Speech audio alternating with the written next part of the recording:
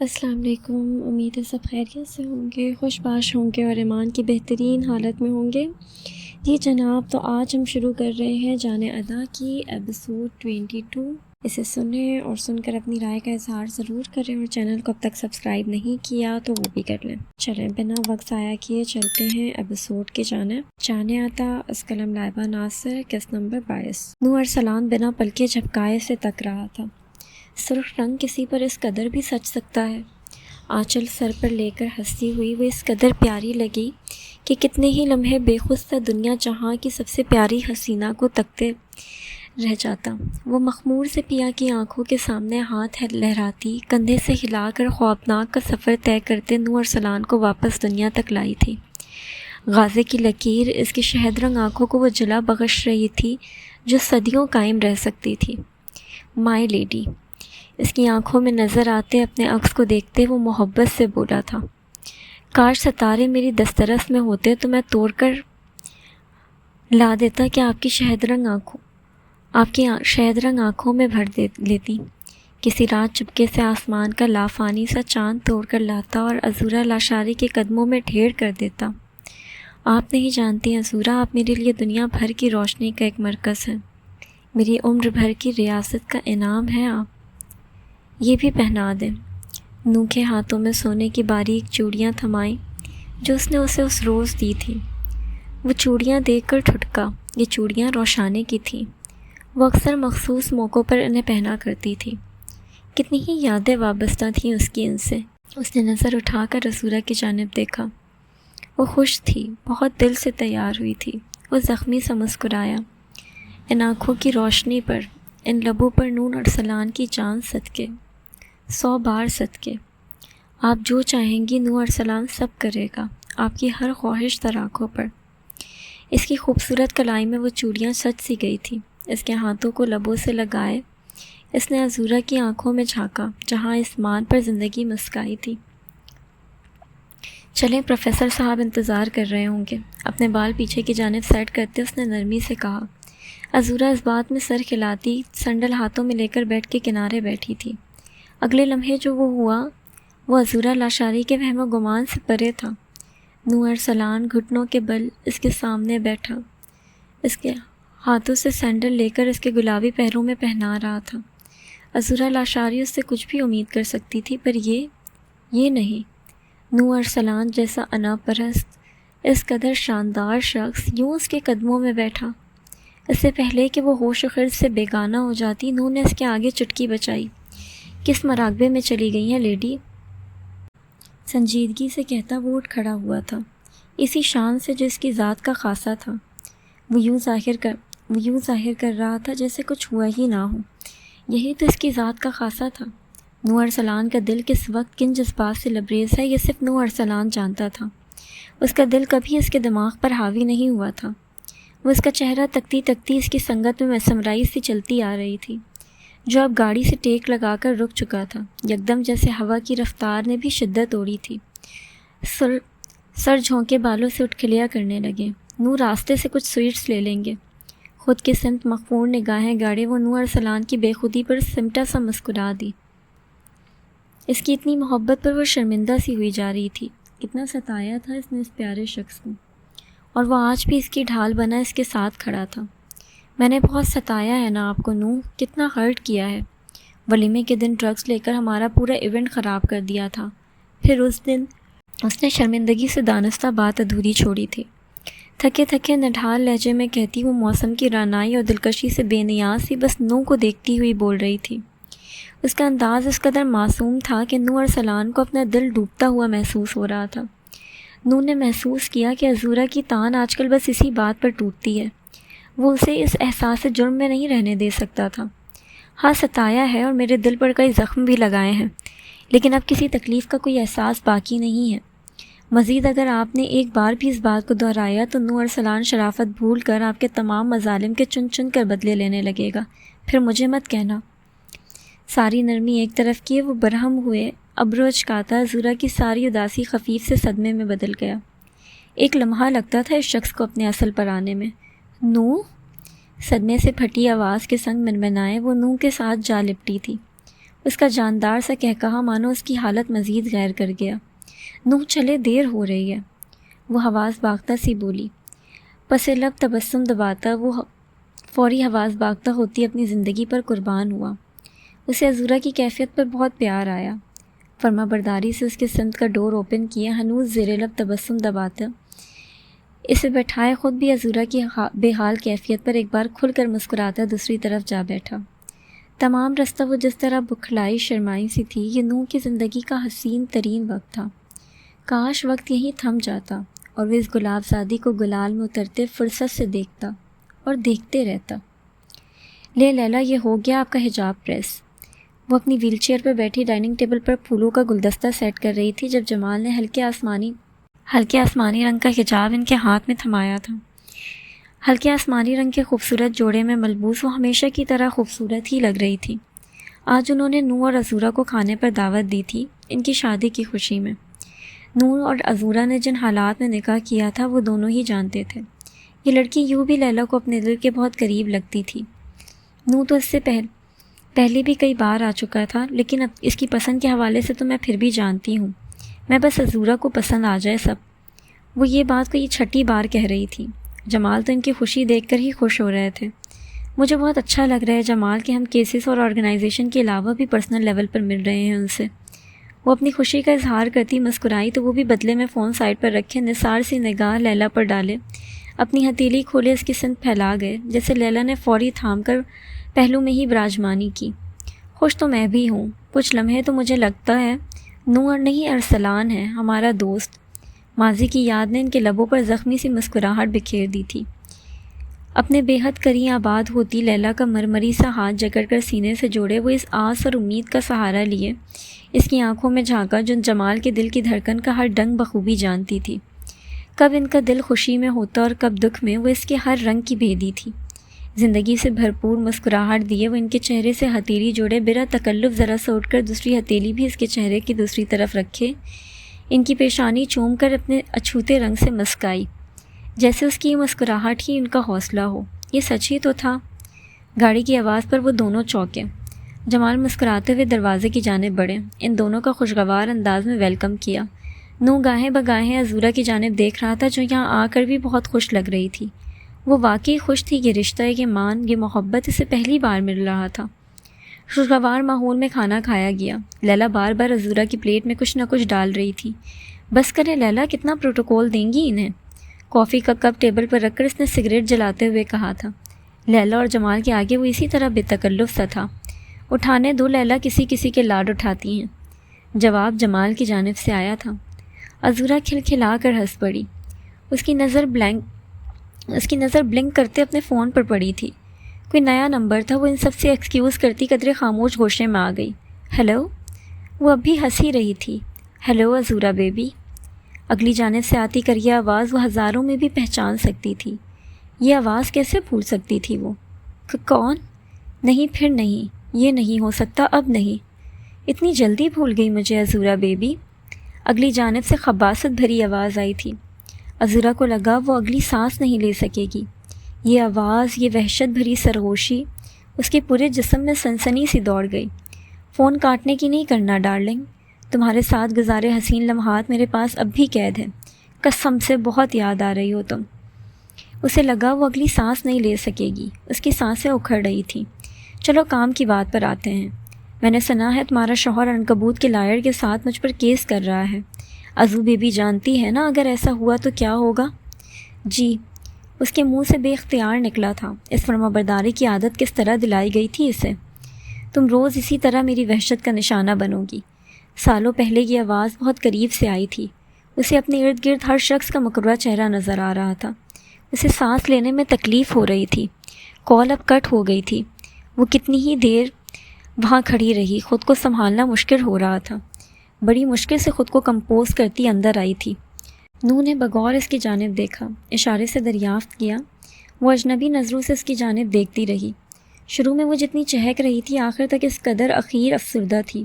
وجہ وہ سب جاننے سے قاصر تھے۔ وہ بہت خاموشی سے نوح کی جانب دیکھ رہی تھی۔ ذہن میں شہباز کے کہے جملے اس کے دماغ میں ہتھوڑے کے مانند برس رہے تھے۔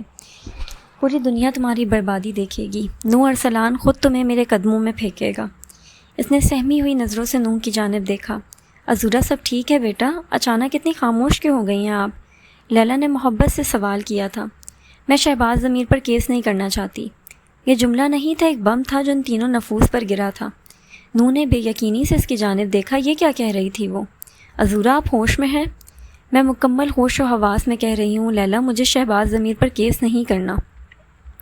اس نے نوح کی جانب ایک نگاہ بھی نہیں کی تھی۔ میں شہباز ضمیر پر کیس نہیں کرنا چاہتی۔ یہ جملہ نہیں تھا، ایک بم تھا جو ان تینوں نفوس پر گرا تھا۔ اس نے نوح کی جانب ایک نگاہ بھی نہیں کی تھی۔ وہ لیلا کو دیکھ رہی تھی۔ نوح بے یقینی سے اس کی جانب دیکھ رہا تھا۔ وہ اس کا چہرہ، اس کی آنکھیں دیکھ رہا تھا جو بالکل سپاٹ تھیں، جن میں نوح ارسلان یا کسی کے لیے کوئی جذبات نہیں تھے۔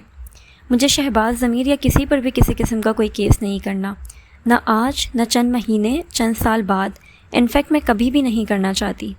عذورا ہم گھر چل کر بات کریں گے، اٹھے گھر چلیں۔ قطعیت بھرے انداز میں کہنے کے ساتھ ہی وہ اٹھ کھڑا ہوا تھا، ساتھ ہی عذورا کی کلائی تھام کر اسے بھی کھڑا کر چکا تھا۔ لیلا اور جمال لاکھ اپنے صحیح، مگر وہ نوح ارسلان تھا، اپنی ذات، اپنے معاملات راز رکھنے کا عادی۔ اپنی ذات کا یوں تماشا نہیں بنانا اس کی شان کے خلاف تھا۔ میں اپنے ہر فیصلے میں آزاد ہوں نوح ارسلان۔ وہ اس کی آنکھوں میں آنکھیں گاڑے بہت بے تاثر سے انداز میں بول رہی تھی۔ عذورا نے دیکھا نوح کی آنکھوں میں پہلے تشویش پھر ملال ابھرا تھا۔ کیا کہا آپ نے؟ نوح کو لگا اس نے کچھ غلط سنا ہے۔ یقیناً اس نے کچھ غلط سنا ہے۔ دل نے شدت سے خواہش کی کہ وہ کہہ دے کہ یہ اس نے نہیں کہا۔ وہ کہہ دے گی میں تو آپ کی ہوں نوح، مجھے آپ پر یقین ہے۔ میں نے کہا میں اپنے ہر فیصلے میں آزاد ہوں نوح ارسلان، اور مجھے شہباز ضمیر پر کوئی کیس نہیں کرنا ہے۔ اس نے حرف و حرف اس کی آنکھوں میں دیکھتے بے خوف انداز میں کہا تھا۔ نوح کی گرفت اس کی کلائی پر غیر محسوس انداز میں کمزور ہوئی تھی۔ اس نے ہاتھ چھوڑا نہیں تھا اب بھی اس کا۔ سر میں درد کی عجیب سی ٹس پر وہ ہاتھ کی پوروں سے کن پٹی جکڑ گیا۔ وہ تو نہیں ہوا جس کی نوح ارسلان کے دل نے خواہش کی تھی اور اس شدت سے کی تھی۔ وہ تو اسے آج سے چند ماہ پہلے والی عذورا لگی جسے اس نے پہلی بار دیکھا تھا۔ وہی بے تاثر اجنبی سا انداز۔ اس وقت تکلیف نہیں ہوئی تھی مگر آج ہو رہی تھی۔ عذورا بچے ہم بات کرتے ہیں نا؟ نوح کی حد سے زیادہ سرخ ہوتی آنکھیں دیکھ کر لیلا نے مصلحانہ انداز میں کہا۔ جس انداز سے عذورا نوح سے بات کر رہی تھی، کوئی دوسرا شخص ہوتا تو اپنے پیروں پر کھڑا نہیں رہتا۔ وہ اسے بچپن سے جانتی تھی۔ نوح ارسلان تو تیز آواز نہیں برداشت کرتا تھا کسی کی۔ کجا یہ لہجہ، عذورا یہ اجنبیت بھری نگاہیں، یہ بیگانہ انداز نوح ارسلان کی جان کو آ رہا ہے۔ یہ میری جان لے لے گا عذورا، نہ کریں، خدا را سمجھیں، نہ کریں، پلیز چلیں۔ گہری سانس لیتا اس نے حد درجہ نرمی سے کہا تھا۔ اس لڑکی کے ساتھ وہ چاہ کر بھی سختی نہیں کر سکتا تھا۔ لیلا نے حیرانگی سے جمال کو دیکھا۔ یہ تو دوسرا ہی روپ تھا نوح ارسلان کا جو وہ آج دیکھ رہی تھی۔ جمال اسے دیکھ کر کندھے اچکاتے یوں مسکرائیں جیسے کہہ رہے ہوں میں تو جانتا تھا کہ اسی طرح ہونا ہے۔ میں نوح ارسلان ہوں عذورا، اور میں بہت اچھی طرح جانتا ہوں کہ اپنی عورت پر طاقت دکھانا مردانگی نہیں ہے۔ عورت بھی وہ جو رگوں میں خون کی طرح دوڑتی ہو۔ نوح ارسلان کی ڈکشنری میں اسے بے غیرتی کہتے ہیں اور میں بے غیرت نہیں ہوں۔ اس نے بہت ٹھہر ٹھہر کر اپنے مخصوص پرسکون انداز میں کہا تھا۔ اس کے انداز میں کچھ ایسا تھا جس نے عذورا کو جھنجھوڑ کر رکھ دیا تھا۔ وہ بے بسی کے دہانے پر تھی۔ وہ اسے کیسے بتائے کہ اگر اس نے کیس کیا تو شہباز ضمیر اسے موت سے بدتر سزا دے گا؟ وہ اسے کیسے بتائے کہ اس بدذات انسان نے اس کی ویڈیوز بنا رکھی ہیں؟ وہ خالی آنکھوں سے اسے دیکھتی رہی، بولی تو صرف یہ، مجھے کچھ دیر اکیلے رہنا ہے نوح، کچھ دیر، بس کچھ دیر۔ اب کی بار اس کے انداز میں ضد نہیں تھا، بے بسی، التجا تھی، تھکن تھی، گزارش تھی۔ اس وقت اسے نوح ارسلان نظر نہیں آ رہا تھا، اس کی محبت یاد نہیں تھی، وہ اسے دیکھ ہی نہیں پا رہی تھی۔ اسے تو وہ وحشت زدہ راتیں یاد آ رہی تھیں جو اس نے اس حیوان کی قید میں گزاری تھی۔ وہ اذیت یاد آ رہی تھی جو اس نے سہی تھی، وہ سہ رہی تھی، ہاں وہ اب تک سہ رہی تھی۔ نوح جو کچھ کہنا چاہ رہا تھا لیلا کے اشارے پر خاموش ہو گیا تھا۔ شام کی نارنجی روشنی تا حد نگاہ پھیل چکی تھی۔ دن بھر حفظ بانٹتا سورج اب نڈھال ہو کر غروب کی تیاری میں اپنے زوال کے لمحے گن رہا تھا۔ لیلا کے گھر سے باہر نکلتے ہی اس نے گہرا سا سانس بھرا اور اپنی آنکھوں سے بہتے آنسو بے دردی سے رگڑے۔ چادر کا پلو منہ پر گرائے تیزی سے سڑک کنارے چلنے لگی تھی۔ اللہ کرے تم مر جاؤ، اللہ تمہیں موت سے بہت بدتر سزا دے شہباز، گھٹیا انسان، یا اللہ یہ کیسی مشکل ہے، کون سی آزمائش ہے۔ سڑک کنارے چلتی وہ روتی ہوئی اس قیامت سے دہل رہی تھی۔ وہ نہیں جانتی تھی وہ کہاں جا رہی ہے۔ وہ سڑک کے سیدھ میں چلتی جا رہی تھی بس، شاید ایسی جگہ جہاں اسے شہباز نہیں ڈھونڈ سکے، بلکہ جہاں اسے کوئی نہیں دیکھ سکے۔ نوح بھی تو چھوڑ دیں گے، سب کے پاس ویڈیو چلی گئی تو نوح بھی تو چھوڑ دیں گے۔ نوح ارسلان سے جدا ہونے کا خیال بھی اس کے لیے سہانے روح تھا۔ کیا ہوگا اگر اس نے بھی چھوڑ دیا؟ اپنے خیال میں چلتی جا رہی تھی جب تیز رفتار گاڑی اس کے قریب رکی۔ اس نے دھندلی نظروں سے گاڑی سے نکلتے نوح کو دیکھا۔ وہ اسے کبھی نہیں چھوڑے گا، اس کے دل نے گواہی دی۔ رہ لیا اکیلے، اب بیٹھ جائیں گاڑی میں۔ مزید ہمت تو اس میں خود بھی نہیں تھی، وہ چلتے چلتے لڑکھڑائی۔ نوح نے سرعت سے اسے تھاما۔ بمشکل اس کے بازو کا سہارا لیے وہ بیٹھ پائی تھی۔ پورا وجود پریشانی اور تکلیف سے لرز رہا تھا۔ وہ اس وقت نوح ارسلان یا کسی کا بھی سامنا نہیں کرنا چاہتی تھی۔ دل میں خیال آ رہا تھا کہ اسے بتا دے۔ وہ نہ جانے کب تک یوں ہی بیٹھی رہتی اگر نوح اسے گھر آنے کے متعلق نہیں بتاتا۔ وہ گاڑی سے اترتی سیدھی اندر آ گئی تھی، جبکہ وہ وہیں کھڑا سگریٹ سلگا چکا تھا۔ کچھ وقت اسے بھی چاہیے تھا۔ وہ چاہتا تھا وہ کچھ دیر سوچ لے کہ وہ اپنا اور اس کا کتنا بڑا نقصان کرنے جا رہی ہے۔ کمرے میں نیلے پردے نیم وا تھے اور باہر شہر کی روشنیاں اپنے عروج پر تھیں۔ رحمان شاہ صوفے پر ٹانگ رکھ کے بیٹھا تھا، انگلیوں میں قیمتی سگار دبا ہوا تھا، اور سامنے ٹی وی اسکرین پر العنکبوت کی کل کی پریس کانفرنس کے مناظر چل رہے تھے۔ اس کی نگاہیں ساکھ تھیں اور ہونٹ پر وہ ہلکی مسکراہٹ سے ذہین شکاریوں کے چہرے پر آتی تھی جب وہ جانتے ہوں کہ شکار ابھی چھپٹا نہیں لیکن پھنس چکا ہے۔ دروازے پر دستک ہوئی، معاون داخل ہوا۔ سر، رپورٹر نعمان قریشی آپ کی لائن پر ہیں۔ رحمان شاہ نے سگار کے کش کے ساتھ سر ہلایا، فون کان سے لگایا اور دھیرے سے بولا، نعمان، خبر بنا لی تم نے؟ فون سے ابھرتی آواز میں گھبراہٹ نہیں تھی، جوش تھا۔ جی سر، اسکرپٹ تیار ہے۔ کل صبح کی بریکنگ نیوز، زری کی ماں آرزو کا کردار مشکوک، سیاسی این جی اوز کا بیجا اثر، اور 7 العنکبوت کی بھارتی فنڈنگ پر سوالات، اور مظلوم ماں کو بیچی جانے والی تنظیم کا زاویہ۔ رحمان شاہ مسکرایا۔ عوام کو سچ نہیں چاہیے، جذبات چاہیے ہوتے ہیں، اور جذبات میں بنانا جانتا ہوں۔ حمزہ دروازے پر آ کھڑا ہوا۔ ڈیڈ، لیلا جمال اب بھی خاموش نہیں بیٹھی، وہ احتجاج کال دینے والی ہے۔ رحمان شاہ نے سگار ایشٹرے میں دبایا، آنکھیں ایک نئی آنکھ سے دہکنے لگیں۔ تو ہونے دو احتجاج، اس کا کیا ہے؟ اس کا رخ تو آسانی سے موڑا جا سکتا ہے۔ رحمان شاہ کے ہونٹوں پر مسکراہٹ ابھری۔ بیٹا، یہ سیاست ہے، یہاں مظلوم صرف تب سچا ہوتا ہے جب اس کی تصویر ٹی وی پر چلتی ہے۔ ڈھلتے سورج کی کرنوں کے ساتھ کراچی کی شام کچھ زیادہ ہی خوشگوار تھی۔ سمندر کی ہوا میں نمکین خوشبو، لوگوں کے چہل پہل اور ڈھلتی سورج کی کرنوں میں سنہری جھلک، سب کچھ مکمل سا لگ رہا تھا۔ وہ اس کا ہاتھ تھامے ساحل کی گیلی ریت پر اس کے قدم سے قدم ملاتے چل رہا تھا۔ اس کی شادی کے بعد وہ پہلی بار اسے لے کر کہیں باہر آیا تھا۔ عمل کا ہاتھ اس کے ہاتھوں میں تھا۔ چلتے چلتے کبھی عمل کو دیکھ لیتا، کبھی لبوں پر خاموش مسکراہٹ بکھیر دیتا۔ وہ خاموشی سے اس کے ساتھ چل رہی تھی، لیکن چہرے پر ایک عجیب سا سکون تھا، اور یہ سکون سفیان خاور کا ہی دیا ہوا تھا۔ چند قدم مزید چل کر وہ ریت پر ہی بیٹھ گیا۔ عمل بھی اس کے پہلو میں ٹک گئی تھی۔ ایک تصویر لے لوں ہماری عمل؟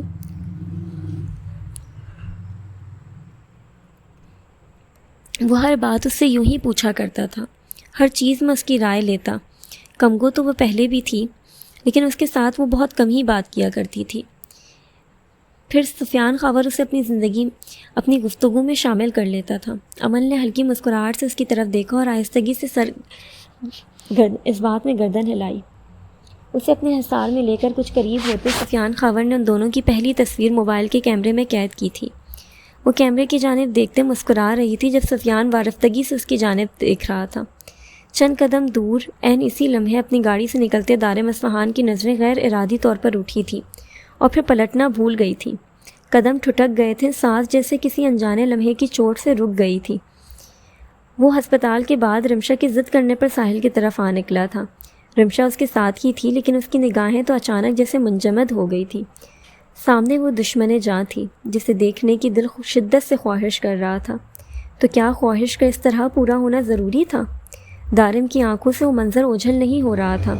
سفیان کے ہاتھ میں عمل کا ہاتھ، وہ مکمل طور پر سفیان کے دسترس میں تھی۔ وہ اس کے بال سنوار رہا تھا، اس نے اسے اپنے حصار میں لیا ہوا تھا۔ جسم سے روح کا نکلنا کیسا ہوتا ہے، کوئی اس وقت دارم اصفہان سے پوچھتا۔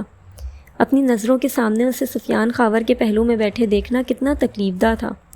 رمشا کچھ بول رہی تھی، لیکن دارم کی سماعت میں صرف تیز ہوائیں تھیں اور دل کی دھڑکنیں جو اب بے ترتیب ہو گئی تھیں۔ دارن سب ٹھیک ہے؟ رمشا نے چونک کر پوچھا۔ وہ کچھ لمحے دیکھتا رہا، پھر نظریں ہٹا کر بولا، بس ہوا تھوڑی تیز ہے۔ وہ اسے بتا نہیں سکا کہ ہوا نہیں، منظر تیز تھا، اور اس قدر تیز تھا کہ اس کی آنکھیں بھر آئی تھیں۔ رمشا نے اس کی نظروں کے تعاقب میں دیکھا اور اگلے لمحے وہ سمجھ چکی تھی کہ دارم اصفہان کس ہوا کی بات کر رہا تھا۔ عمل نے دارم کو نہیں دیکھا تھا، لیکن سفیان کی نگاہ ان پر پڑ چکی تھی۔ وہ اسے پہچانتا تھا۔ دارم کو نہ چاہتے ہوئے بھی ٹھہرنا پڑا۔ وہ قدم قدم اٹھاتا ان کے قریب آ کھڑا ہوا۔ کتنے عرصے بعد آج پھر وہ آمنے سامنے تھے۔ آخری بار وہ اپنی بارات کے روز عروسی لباس میں سفیان کی دلہن کے روپ میں اس کے سامنے تھی۔ آج وہ سفیان کے حصار میں کھڑی اس کی بیوی کی حیثیت سے اس کے سامنے تھی۔ دارم یکٹک اسے دیکھ رہا تھا۔ اس کی آنکھیں اسے دیکھ کر سیر نہیں ہو رہی تھی۔ کتنی حسین ہو گئی تھی وہ۔ چند سیکنڈز کے لیے عمر کی نظریں اٹھائی تھی۔ دارم اصفہان کی آنکھیں اس کی آنکھوں سے جا ملی، اور وہ چند سیکنڈ ان کے دل کی دنیا تہس نہس کر گیا تھا۔ دارم، ہمیں پتہ ہوتا آپ بھی یہاں ہیں تو ہم آپ کے ساتھ ہی لطف اٹھا لیتے ہیں موسم کا۔ سفیان کی آواز پر وہ ہوش میں آیا۔ اس نے سرس سے نگاہیں جھکائیں۔ عمل بھی خود کو کافی حد تک کمپوز کر چکی تھی۔ بغیر کسی تاثر کے ہونٹوں پر ہلکی مسکراہٹ لائے نرمی سے سفیان کی جانب چہرہ موڑ لیا، جیسے کچھ دیکھا ہی نہ ہو، جیسے کوئی تھا ہی نہیں وہاں، جیسے دارم اصفہان کبھی تھا ہی نہیں۔ آنکھوں کے کنارے بھیگے لیکن پلکیں نہیں جھپکیں۔ جب دارم اصفہان اس کی قسمت میں نہیں تھا، اللہ نے اس کا نصیب سفیان خاورز کے ساتھ جوڑا تھا، تو وہ کسی گناہ کی مرتکب نہیں ہو سکتی تھی۔ اب دارم اصفہان کو اس طرح دیکھ کر وہ یوں ہی یہاں سے گزر رہا تھا تو رمشا نے کہا، کچھ دیر ساحل پر رک جاتے ہیں۔ اس نے بمشکل جواب دیا۔ وہ نظریں جن میں اس کے لیے ہمیشہ دیوانگی ہوتی تھی، ان میں آج سفیان خاور کے لیے احترام تھا۔ دور لہریں شور کر رہی تھیں، مگر وہ شور اس شور سے بہت کم تھا جو اس کے اندر تھا۔ شادی کے بعد عمل کو کہیں لے کر نہیں گیا تھا۔ آج موسم خوشگوار تھا تو سوچا ان کے ساتھ کچھ وقت گزار لوں۔ سفیان اب بھی بول رہا تھا۔ اس کے ہر انداز سے عمل کے لیے محبت جھلک رہی تھی۔ دارم نے مسکرا کر سر خم کیا۔ یہی تو اس نے چاہا تھا۔ تمام عمر اسی چیز کی تو دعا کی تھی کہ وہ جہاں رہے محبتوں کے سائے میں رہے۔ پر دل کا کیا کرتا جو ایک بار اسے دیکھ لینے کے بعد دھڑکنے سے انکاری ہو رہا تھا۔ ضرور آپ لوگ انجوائے کریں، ہمیں اجازت دیں۔ سفیان کے بہت اصرار پر بھی وہ رکا نہیں تھا۔ اللہ کی امان میں، اس نے آج بھی یہی کہا تھا۔ دارم اصفہان نے آج بھی اسے دعا ہی دی تھی۔ عمل نے سختی سے آنکھیں میچی۔ وہ کہتا تھا وہ اسے محبت نہیں کرتا، لیکن اس کی آنکھیں اس کا ساتھ نہیں دیتی تھیں۔ کیوں وہ کوئی اور ہی داستان سنا رہی ہوتی تھی۔ ایک الوداعی نگاہ اس پر ڈالے دارم پیچھے مڑ چکا تھا، خاموشی سے، بغیر کوئی آواز کیے۔ شہزادے کو مات ہوئی تھی اس عام سی معمولی صورت لڑکی سے۔ جو لڑکی دارم اصفہان کی داسی بن کر رہنے پر راضی تھی، اسے سفیان خاور نے سر آنکھوں پر بٹھایا ہوا تھا۔ وہ اس کے دل کی ملکہ تھی۔ عمر شہباز داسی بننے کے لیے نہیں تھی، وہ تو سحرزادی تھی۔ اپنا سحر اس پر پھونک کر اسے تمام عمر اپنا اسیر کر گئی تھی۔ اب یہ اسیری کہیں اس کی جان ہی نہ لے لے۔ تم مجھے اکیلا مت چھوڑو، ورنہ تنہائی مجھے نگل جائے گی، دیواریں ہراساں کریں گی، دروازے کی آہٹ دل میں خوف پیدا کرے گی، کھڑکیوں سے وحشت جھانکے گی، میرے کندھوں پر تعینات فرشتے مجھے چھیڑیں گے، کمرے میں دھری ایک شے اپنی شکل تبدیل کرے گی۔ یہ دیکھو آئینہ کسی چڑیل کی شکل بنا کر مجھے ڈرا رہا ہے۔ وہ درخت ایک آدمی کی شکل میں مجھے گھور رہا ہے، اس کی ٹہنیاں مجھے ہراساں کر رہی ہیں۔ دیواریں پر چڑھی بیل کی اونٹ سے گاؤں کے آوارہ گرد مجھے لیٹی ہوئی کو دیکھ رہے ہیں۔ چھت پر رکھے ہوئے ٹینکی میں ایک موٹے پیٹ والے آدمی کی شکل اختیار کر لی ہے۔ تکیے پر کاڑھی گئی بیل گھنے جنگل کی طرح پھیل گئی ہے۔ پنکھے کے پر ہوا کو کاٹتے ہوئے محسوس ہوتے ہیں، عجیب سرگوشیوں کی آواز پیدا کر رہے ہیں۔ چھت پر جانے والی سیڑھیوں سے مسلسل لوگ اتر رہے ہیں، جن کے چہرے بالکل اجنبی ہیں۔ تاکچہ کسی گنجے آدمی کا سر معلوم ہو رہا ہے۔ مجھے ان سب سے خوف آ رہا ہے۔ میں اپنے تمام مشاہدات اور تجربات کو نظم کی کھوٹی پر نہیں لٹکا سکتی۔ رو سکتی ہوں۔ تم کہیں بھی مجھے اکیلا مت چھوڑو۔ نگاہیں جھکائے فریادی بنی، وہ اپنی آنسو سے دھلا کر بے خود سی سب کہہ رہی تھی۔ اس وقت اس کی ساری سوچنے سمجھنے کی صلاحیت مفلوج ہو چکی تھی۔ اس کی آنکھوں کے سامنے تو اس رات کا وحشتناک منظر تھا، اور وہ اس وحشت میں سفر کرتی جا رہی تھی۔ وہ چیخنا چاہتی تھی، رونا چاہتی تھی۔ وہ چیخ چیخ کر سب کو بتانا چاہتی تھی کہ اسے کتنی تکلیف ہوئی تھی۔ وہ اپنے روح پر پڑے چھالے دکھانا چاہتی تھی۔ اسے آج پھر کسی کا دباؤ محسوس ہو رہا تھا، کسی نے اس کے لبوں کو قید کر رکھا تھا۔ تکلیف سے اس کی روح تک جھنجھنا رہی تھی، اس کا دماغ سن ہو رہا تھا۔ کوئی لفظ یاد تھا تو وہ بس درد تھا، بے انتہا درد۔ اس کا پورا جسم پسینے سے شرابور ہو رہا تھا۔ چھوڑو مجھے، ویڈیو دیکھی ہے نا تم نے؟ اسے ایک اور آواز آئی۔ اس نے بے دردی سے خود کو نوچنا شروع کر دیا۔ جسم کا ہر حصہ کٹ کے گر رہا تھا، آنسو تواتر سے گر رہے تھے۔ بہت ارمان سے لگایا وہ کاجل لکیر کی صورت اس کے چہرے پر بکھر رہا تھا۔ شور، اتنا شور تھا، ہر طرف وہی تھا، اسی کی آوازیں تھیں۔ اس نے بے دردی سے لبوں پر لگی سرخی صاف کرنا شروع کیا۔ آنکھیں کھولو لڑکی، اپنی بربادی دیکھو، اپنی آنکھیں بند نہیں کرو۔ ایک کریا سی آواز جو اس کی سماعت میں گونج رہی تھی، آنکھیں کھولو۔ اس کے بالوں کو جکڑ رہا تھا، وہ چیخ رہی تھی تکلیف سے۔ اس نے دونوں ہاتھوں سے اپنے بال نوچنا شروع کر دیے۔ دیکھو تمہارا باپ بچا نہیں پا رہا تمہیں۔ اس کی ذات ختم ہو رہی تھی، اس کی ذات کا غرور لٹ رہا تھا۔ نہیں پلیز نہیں، چھوڑو مجھے، چھوڑو وحشی انسان، وہ چیخ رہی تھی۔ وہ اس کی بے بسی پر کہکہا لگاتا ہنس اٹھا رہا تھا۔ تمہارے جسم کے ہر حصے میں میری نشانی ملے گی تمہیں، تم چاہ کر بھی مجھے اپنے ذہن سے نہیں نکال پاؤ گی۔ ساری زندگی یاد رکھو گی تم مجھے، رکھو گی نا بیبی؟ وہ آواز اسے اپنے کانوں کے قریب سنائی دی۔ اس کے کانوں کی لو میں تکلیف کی شدت اٹھی۔ اس نے دوپٹہ خود پر سے نوچ کر دور پھینکا۔ وہ اپنی گردن نوچتی میک اپ اتار رہی تھی۔ اس کے جسم کے داغ واضح ہونا شروع ہو گئے۔ ٹھیک تو کہتا تھا شہباز ضمیر۔ اس نے اس کے جسم کے ہر حصے پر اپنی نشانی چھوڑ دی تھی۔ وہ اس کا روح چھنی کر گیا تھا۔ وہ تکلیف کی شدت سے رو رہی تھی۔ بولو تم ہو بے بس، تم بہت بے بس ہو میرے آگے، تم خود کو بچا نہیں سکتی، تم نہیں بچا سکتی خود کو۔ وہ ایک بار پھر ہار رہی تھی۔ وہ اس روز بھی ہار گئی تھی اور آج بھی اس سے ہار گئی تھی۔ وہ پہلے بھی نہیں بچا پائی تھی۔ وہ مزید شدتوں سے رونے لگی۔ ہاں، وہ نہیں بچا سکتی تھی خود کو اس سے۔ وہ یقین کر چکی تھی کہ وہ نہیں بچا سکتی خود کو۔ وہ آج بھی جیت گیا تھا، جیسے وہ ہمیشہ جیتتا آیا تھا۔ وہ ہمیشہ جیت جائے گا۔ کیوں؟ میں کیوں؟ وہ ہذیانی انداز میں چیخ کر تڑپ کر رو رہی تھی۔ اس نے بیٹھ کے فوم کے کنارے اٹھاتے تیز دھار بلیڈ نکالی تھی۔ اس نے بے دردی اور مہارت سے کلائی پر کٹ لگانا شروع کیا، 1 بار، 2، 3 بار، متعدد بار۔ اس بار نہیں، اس بار تم نہیں جیت پاؤ گے۔ وہ سرگوشیوں میں ڈھلتی اس کی آہوں کا شور تھا۔ گھٹن اور وحشت نے اس کی سانس روکنی چاہیے تو وہ لڑکھڑا کر بیٹھ کے کنارے لڑکی، دونوں ہاتھوں کو اپنے پیروں کے درمیان دباتی وہ پیروں کو خود میں سمیٹے بیٹھی۔ پھر سے آنسو، قہرناک، دردناک۔ سانس بند ہو رہی تھی، دل راہ میں آ رہا تھا۔ درد دیتے تاثر کے سنگ اس کے چہرے پر بھی گویا صدیوں کی تھکن اتر آئی تھی۔ وہ نہیں جانتا تھا وہ کتنی دیر سگریٹ پھونکتا لان کے چکر لگاتا رہا تھا۔ وہ سمجھ نہیں پا رہا تھا اس حد تک قربت کے بعد بھی اس لڑکی کو جان نہیں پایا تھا۔ اسے خود پر افسوس ہو رہا تھا۔ اس کی بے اعتباری، بے اعتنائی کی وجہ کیا تھی آخر؟ جو کچھ تھا، جو اچانک وہ اس طرح بیہیو کر رہی تھی، لیکن اس نے اسے خود کیوں نہیں بتایا؟ کیا چھپا رہی تھی وہ اسے کس طرح بتاتا کہ شہباز ضمیر نے اس کی زندگی میں، اس کے ماں باپ کی زندگی میں کس طرح زہر گھولا تھا؟ اس کا بھی تو مجرم تھا وہ، اس کی بیوی کا مجرم تھا۔ وہ اسے کیوں بچانا چاہ رہی تھی؟ سوچ سوچ کر اس کی رگیں تن سی گئی تھی، سر درد سے پھٹ رہا تھا۔ وہ تھک گیا تھا، ماضی کا بوجھ اٹھاتے اٹھاتے نور ارسلان تھک چکا تھا۔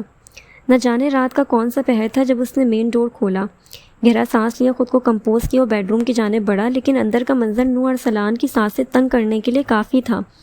وہ دروازہ دھکیلتا ہوا سرحد سے آگے بڑھا تھا۔ اس کا حسین چہرہ آنسوؤں سے تر تھا۔ بہت محبت سے لگایا ہوا کاجل اس کی قسمت کی سیاہی کی طرح اس کے چہرے کو بھی سیاہ کر رہا تھا۔ اس کی حالت نور ارسلان کا چہرہ دل چیر رہی تھی۔ اگر اس کے پیچھے تیرا ہاتھ ہوا شہباز، نور ارسلان تیری بوٹیاں نوچ کھائے گا۔ وہ اس کے سامنے آیا۔ دیکھیں یہ رہے بابا، مجھے بچانے نہیں آئے، دیکھو سو رہے ہیں۔ وہ کارپیٹ کی جانب اشارہ کرتی بولی۔ وہ ہوش میں کہاں تھی؟ اس کے سامنے تو کفن میں لپٹی بابا کی لاش تھی۔ اس کے سامنے اس کا بھیانک ماضی تھا۔ سفید لبادے میں لپٹے اس وجود کو دیکھتی پھوٹ پھوٹ کر رو رہی تھی۔ نور نے ضبط سے مٹھیاں بیجی، آنکھوں کے کناروں سے گویا لہو امٹ رہا تھا۔ وہ ہار گیا تھا، بدقسمتی جیت گئی تھی۔ یہ خواب نہیں، حقیقت تھی۔ تاریخ رات کی بھیانک حقیقت اس کے سامنے تھی۔ نور ارسلان اسے سنبھال نہیں پا رہا تھا۔ نور ارسلان اپنی اور روشی کے عضو کو نہیں سنبھال پا رہا تھا۔ وہ تو گویا مر ہی گیا تھا۔ اس کے سامنے ہی بیڈ کی پائنٹی سے ٹیک لگائے وہ بے جان سی بیٹھی تھی۔ یقیناً اس نے ڈرگز لیے تھے۔ نو کو لگ رہا تھا ایک بار پھر وہیں کھڑا ہوا ہے جہاں سے وہ چلے تھے۔ درمیان کے تمام دن تو بس خواب تھے۔ ساری تکلیف، سارا غصہ جھاگ کی طرح ثابت ہوا تھا۔ یقین تو ہوتا تھا۔ اس کے سامنے آتے ہی نو ارسلان کو بس وہ یاد رہتی تھی۔ وہ اب تک اسی سرخ لباس میں ملبوس تھی۔ بال شانوں پر بکھرے ہوئے تھے۔ آنکھیں حد سے زیادہ سرخ تھیں۔ لپسٹک بری طرح لبوں کے گرد پھیلی ہوئی تھی۔ دوپٹہ اس کے پیروں پر پڑا تھا۔ اس نے دونوں ہاتھ پیروں کے درمیان چھپائے ہوئے تھے۔ کتنی حسین لگ رہی تھی وہ کچھ لمحوں پہلے، اور اب نو نے دیکھا وہ زیر لب کچھ کہہ رہی تھی۔ کوئی نہیں تھا۔ بابا پلیز مجھے بچا لیں بابا۔ وہ بند ہوتی آنکھوں سے اسے دیکھتی بڑبڑائی، عذورا۔ اس نے نرمی سے اس کے دہکتے سرخ گال سہلائے۔ وہ جھٹکے سے پیچھے ہوئی۔ نو ارسلان کے دل پر گھوسا پڑا تھا۔ اس کا دل واقعی اس وقت یہی چاہ رہا تھا کہ اس کے دماغ کی کوئی نس پھٹے اور وہ اس اذیتناک زندگی سے چھٹکارا پا لے۔ عذورا میری جان، میں ہوں نا۔ اسے بازوؤں سے تھامے اس نے نرمی سے خود میں بھیجا۔ وجہ کوئی بھی تھی، وہ اس کی عذورا تھی۔ اس کا وجود اس کے لیے نشے کی مانند تھا۔ اس پر تو نو ارسلان کا قتل بھی معاف تھا۔ شناسا سا لمس پاتے وہ بری طرح روئی تھی۔ نو مجھے بچا لیں، وہ روتے ہوئے اچانک حلق کے بل چیخ رہی تھی۔ وہ اپنی زندگی، اپنی آزادی کے لیے میرا سب کچھ برباد کر دے گا۔ نو نے آگے بڑھ کر اسے شانوں سے تھاما۔ وہ مانوس سی آواز پہ اس نے سسکتے ہوئے سر اٹھا کر دیکھا۔ اسے یہ ڈر نہیں تھا کہ اس کا راز کھل جائے گا۔ اسے یہ بھی ڈر نہیں تھا کہ وہ لوگ اس کی ویڈیو کو دیکھنے کے بعد اس کے ساتھ کیا کریں گے۔ وہ بس دنیا کی اس بھیڑ میں ملے اپنے واحد رشتے کو نہیں کھونا چاہتی تھی۔ اس کو دیکھتی وہ مزید شدت سے روئی تھی۔ میری جان، یہ ظلم نہ کریں عذورا، یوں نہ روئیں۔ یہ کیا ستم ڈھا دیا تھا اس نے اس کے دل پر۔ یوں محسوس ہو رہا تھا جیسے اس لڑکی کی سسکیاں اس کی جان ہتھیلی میں دبوچ کر جا رہی ہے۔ وہ اس کا سوگ اپنے دل پر محسوس کر رہا تھا۔ اس کی آنکھیں لہو رنگ سی بھیانک ہو رہی تھی۔ زندگی میں پہلی بار نو ارسلان تکلیف کی شدت سے لرز رہا تھا۔ وہ اس طرح وہ سالوں پہلے لرزا تھا جب اس کے باپ نے خودکشی کی تھی، جب اس کی ماں کی لاش اس کے سامنے تھی۔ اس نے مضبوطی سے اس کے شانوں کو تھاما۔ اس کا لرزتا نازک وجود سختی سے خود میں سمیٹے وہ خود بھی لرز رہا تھا۔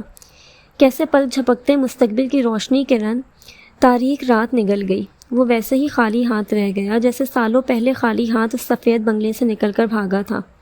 نوح نے محسوس کیا اس کا وجود یکدم بے جان ہو گیا تھا۔ اس نے خوفزدہ انداز میں سے خود سے الگ کیا۔ وہ ڈالتے سے ٹوٹی شاخ کی مانند اس کی گود میں گری تھی۔ اس کی دونوں کلائیوں پر گہرے کٹ لگے ہوئے تھے۔ روح جسم سے کیسے نکلتی ہے، سانسیں حلق میں کیسے تنگ ہوتی ہیں، انسان پل پل کیسے مرتا تھا۔